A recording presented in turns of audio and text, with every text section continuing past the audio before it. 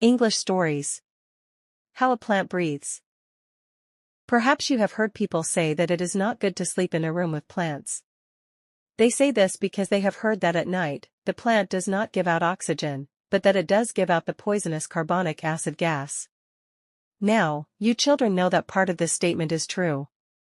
You know that the plant cannot give out oxygen at night, because at that time there is no sunbeam about to help leaf green tear apart carbonic acid gas and send the oxygen back into the air. But how about the other part of the statement? Is it true that at night, plants give out the poisonous carbonic acid gas? Both day and night, plants give out carbonic acid gas, for though plants, save in the sunlight, cannot eat by means of their little green cells, they can breathe through the tiny mouths on the underside of the leaf by night as well as by day. And when either a plant or an animal breathes, it takes the life-giving oxygen from the air mixture, and keeps it for its own use. But poisonous carbonic acid gas is sent back into the air. Now, the question is whether a plant does most good or most harm to the air by taking in and sending out the different gases. Of course, it does good when it lets the oxygen out through its cell walls, and stores away the carbon within itself, and it may seem to do harm when, through its leaf mouths, it breathes in oxygen and breathes out carbonic acid gas.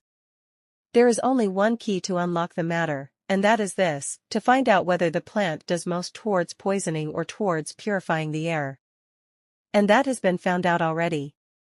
Wise men say that leaf green and sunbeam do much more good to the air than the little breathing mouths do harm. The two good fairies take away a great deal of poison, and send back a great deal of the helpful oxygen, while the tiny mouths neither rob the air of much oxygen nor give it much poison.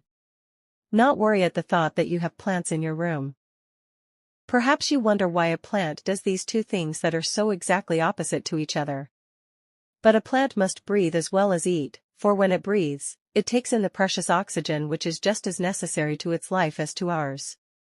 In summer, by the dusty roadside, you see plants almost white with dust, looking quite ill and lifeless. And they are both ill and lifeless, for their little leaf throats are so choked that they cannot breathe in the oxygen they need, and in consequence, they are being slowly suffocated.